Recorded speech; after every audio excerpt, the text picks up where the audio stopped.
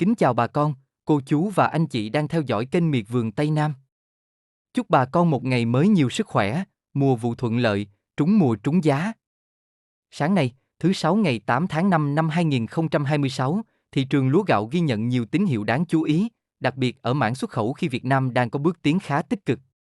Theo số liệu mới nhất, tổng lượng gạo xuất khẩu của nước ta đã đạt khoảng 3,3 triệu tấn, mang về hơn 1,5 tỷ đô la Mỹ. Điểm đáng chú ý là cơ cấu thị trường đang có sự dịch chuyển rõ rệt, trong đó Philippines tiếp tục giữ vị trí dẫn đầu với tỷ trọng gần một nửa tổng lượng xuất khẩu. Bên cạnh đó, thị trường Trung Quốc đang nổi lên như một động lực tăng trưởng mới khi giá trị nhập khẩu gạo Việt Nam tăng mạnh trên 40% so với cùng kỳ. Đây là tín hiệu rất quan trọng, cho thấy nhu cầu từ thị trường tỷ dân đang phục hồi rõ rệt sau giai đoạn trầm lắng. Ngược lại, một số thị trường truyền thống tại châu Phi lại ghi nhận xu hướng suy giảm mạnh, phản ánh sự cạnh tranh ngày càng gay gắt cũng như biến động về nhu cầu tiêu dùng tại khu vực này. Ở góc độ cung ứng, hoạt động giao hàng vẫn diễn ra đều đặn khi số lượng tàu cập cảng để nhận hàng duy trì ở mức cao, cho thấy các doanh nghiệp đang chủ động đẩy mạnh tiến độ thực hiện đơn hàng. Đáng chú ý, trong bối cảnh giá gạo Ấn Độ tiếp tục giảm sâu, giá gạo xuất khẩu của Việt Nam lại đi ngược xu hướng khi tăng thêm khoảng 20 đô la mỗi tấn. Điều này phản ánh lợi thế cạnh tranh của gạo Việt Nam đang được củng cố, đặc biệt ở phân khúc chất lượng và sự ổn định nguồn cung. Quay trở lại thị trường nội địa, khu vực đồng bằng sông Cửu Long đang bước vào giai đoạn cuối vụ, khiến nguồn cung lúa giảm rõ rệt. Tuy nhiên, giá lúa tươi vẫn giữ được sự ổn định, cho thấy lực cầu thu mua vẫn đang duy trì ở mức hợp lý. Dù vậy, hoạt động giao dịch nhìn chung vẫn khá trầm lắng, tâm lý thị trường còn thận trọng khi doanh nghiệp và thương lái đang theo dõi sát diễn biến xuất khẩu. Trong ngắn hạn, thị trường lúa gạo nhiều khả năng sẽ tiếp tục duy trì trạng thái ổn định, với xu hướng tăng nhẹ ở một số thời điểm do tác động từ nguồn cung giảm. Về trung hạn, triển vọng thị trường đang tích cực hơn khi xuất khẩu duy trì đà tăng trưởng và đặc biệt là sự mở rộng từ thị trường Trung Quốc. Nếu xu hướng này tiếp tục được củng cố, giá lúa gạo trong nước hoàn toàn có thể bước vào một chu kỳ tăng trưởng mới rõ ràng hơn. Tuy nhiên, bà con cũng cần lưu ý đến yếu tố cạnh tranh từ các quốc gia xuất khẩu lớn và biến động giá thế giới, bởi đây vẫn là những biến số quan trọng ảnh hưởng trực tiếp đến mặt bằng giá trong thời gian tới. Sau đây em xin cập nhật chi tiết giá thu mua lúa gạo trên thị trường thế giới, thị trường xuất khẩu của Việt Nam và thị trường trong nước tại một số khu vực trọng điểm các địa phương, để bà con mình tham khảo, đưa ra quyết định giá bán cho ruộng lúa gạo của nhà mình nhé. Thị trường thế giới và xuất khẩu Việt Nam. Việt Nam xuất khẩu khoảng 3,3 triệu tấn gạo, thu về 1,57 tỷ đô la Mỹ. Riêng tháng 5 năm 2026, 1,1 triệu tấn, trị giá 492,7 triệu đô la Mỹ. Thị trường chính. Philippines chiếm 48,5%. Trung Quốc 15,6%, tăng mạnh 44,4%. Ghana 7%, giảm 28,7%. Bờ biển Nga giảm 59,6%. Điểm nổi bật. Trung Quốc tăng mua mạnh, tín hiệu tích cực cho xuất khẩu. Giá gạo Việt Nam tăng mạnh khoảng 20 đô la mỗi tấn. Trong khi đó, gạo Ấn Độ tiếp tục xu hướng giảm. Thị trường nội địa đồng bằng sông Cửu Long. Lúa tươi giữ giá, không giảm. Nguồn cung cuối vụ giảm mạnh. Giao dịch chậm, mua bán cầm chừng. Tình hình địa phương. Vĩnh Long lúa rất ít, sức mua yếu. An Giang, Đồng Tháp, Cà Mau, Cần Thơ, Tây Ninh giao dịch chậm, giá biến động nhẹ. Sa Đéc Đồng Tháp gạo về ít, giá ổn định. Tổng thể, thị trường trầm lắng nhưng giữ giá tốt. Không có áp lực giảm giá. Giá gạo xuất khẩu Việt Nam. Gạo thơm 5% tấm 490 đến 500 đô la mỗi tấn.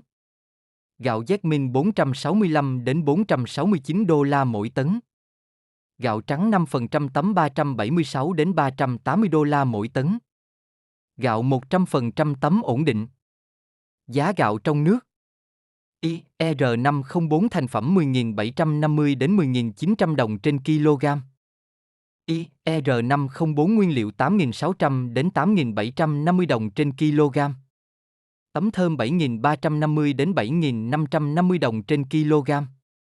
Cám 6.600 đến 6.750 đồng trên kg. Giá lúa tươi các khu vực. An Giang, Kiên Giang, Tiền Giang. OM 34 5.500 đến 5.800 đồng trên kg. OM 54 516.000 đến 6.300 đồng trên kg. IR504 5.700 đến 6.000 đồng trên kg. OM18 6.600 đến 6.900 đồng trên kg. ML202 6.100 đến 6.400 đồng trên kg. Đài thơm 8 6.600 đến 6.900 đồng trên kg. OM38 5.600 đến 5.900 đồng trên kg.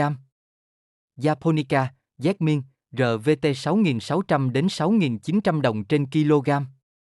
DS1 7.300 đến 7.600 đồng trên kg. Nếp 4625 7.200 đến 7.500 đồng trên kg. Lúa Nhật 7.400 đến 7.700 đồng trên kg.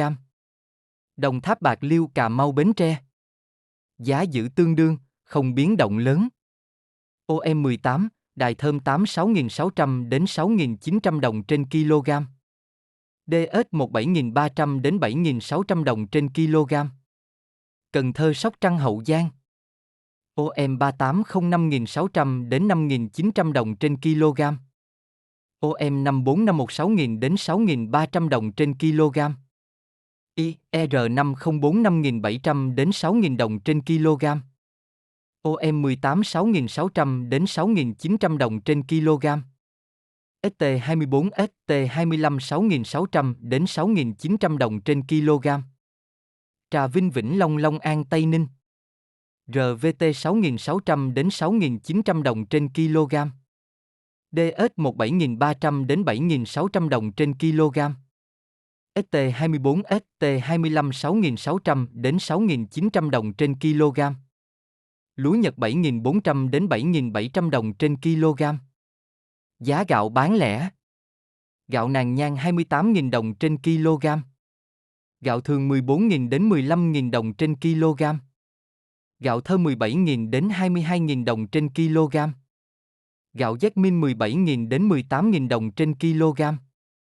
Gạo Nàng Hoa 21.000 đồng trên kg.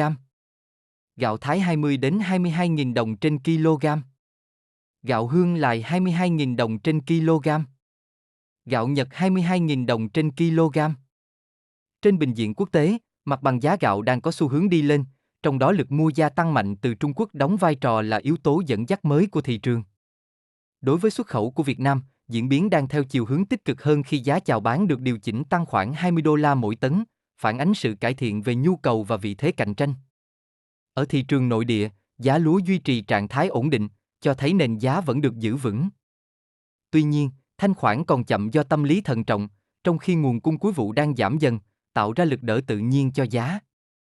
Thị trường hiện đang vận động trong pha tích lũy cuối vụ, đặc trưng bởi sự ổn định về giá kèm theo xu hướng nhích tăng nhẹ. Động lực chính không đến từ nội địa mà xuất phát từ kênh xuất khẩu, khi nhu cầu quốc tế có dấu hiệu phục hồi rõ nét. Nếu đà tăng của cầu ngoại tiếp tục được duy trì, khả năng cao thị trường sẽ chuyển sang giai đoạn tăng giá rõ ràng hơn trong thời gian tới. Miệt vườn Tây Nam sẽ tiếp tục đồng hành cùng bà con, cập nhật nhanh chóng và chính xác những diễn biến mới nhất của thị trường mỗi ngày. Hy vọng những thông tin vừa rồi sẽ giúp bà con có thêm cơ sở để chủ động trong việc bán lúa, tối ưu lợi nhuận cho vụ mùa của mình. Kính chúc bà con trúng mùa, được giá, cuộc sống ngày càng khấm khá. Xin kính chào và hẹn gặp lại bà con trong bản tin tiếp theo.